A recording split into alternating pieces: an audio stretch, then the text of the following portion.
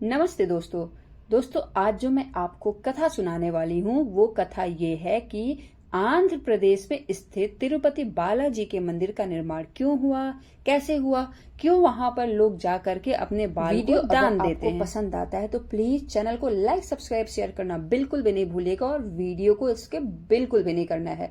दोस्तों आज से कई हजार साल पहले समुद्र मंथन हुआ था जिसमें 14 रत्न निकले थे बाहर और साथ ही साथ में लक्ष्मी जी भी समुद्र से बाहर निकली। लक्ष्मी जी को देख करके बहुत से देवी देवता और राक्षस को मन था कि वो लक्ष्मी जी से विवाह कर ले, लेकिन लक्ष्मी जी ने अपने पति के रूप में केवल विष्णु भगवान को स्वीकार किया। विष्णु भगवान इस संसार के पालन करता है, इसलिए उन्होंने अपने हृदय में लक्ष्मी जी को निवास नहीं दिया बल्कि अपने वक्ष में लक्ष्मी जी को निवास दिया। कुछ समय पश्चात जग के कल्याण के लिए बहुत बड़ा यज्ञ हो रहा था, महायज्ञ किया जा रहा था, सभी देवी देवता मिलकर के यज्ञ कर रहे थे। उस समय समस्या ये उत्पन्न हो गई कि इस यज्ञ का फल मिलेगा वो ब्रह्मा विष्णु महेश में से किसको दिया जाएगा। तो नारद जी बहुत ज्यादा चिंतित थे, लेकिन इसका निर्धारण करने के लिए नारद जी ने भृगु ऋषि को ये कार्यभार सौंप दिया।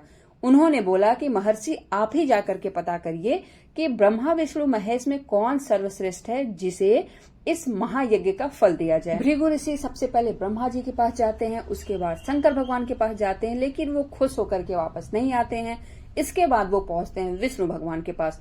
वहां पर विष्णु भगवान शेषनाग पर आराम फरमा रहे थे। ये देख करके भृगु ऋषि बहुत ही क्रोधित हो गए और जोरों की लात भगवान के वक्ष स्थल पर मार दिया। जैसे ही विष्णु भगवान को पता चला, उन्होंने भृगु ऋषि के पैर को सहला दिया। वो जोरों जोरों से सहलाने लगे और भृगु ऋषि से बोलने लगे कि महर्षि आपको कहीं चोट तो नहीं आई है। दूर खड़ी लक्ष्मी जी ये सारी घटना देख रही थी। इस बात पर वो बहुत ज्यादा क्रोधित हो गई।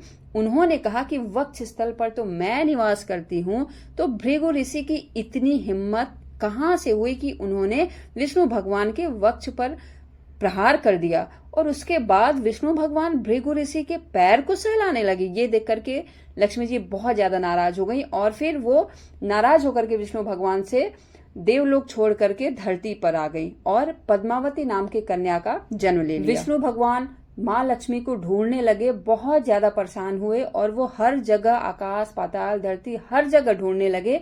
जब उन्हें माँ लक्ष्मी नहीं मिली तो श्रीनिवास के रूप में विष्णु भगवान ने भी धरती पर मनुष्य रूप में जन्म लिया। कई सालों तक विष्णु भगवान और माँ लक्ष्मी एक दूसरे से दूर रहे। वो दोनों आसपास आते भी तो विष्णु भगवान लक्ष्मी जी को पहचान नहीं पा रहे थे। लेकिन समय जैसे ही बीता और जब सही समय आया तो श्रीनिवास पद्मावती के पास चले गए विवाह का प्रस्ताव लेकर के।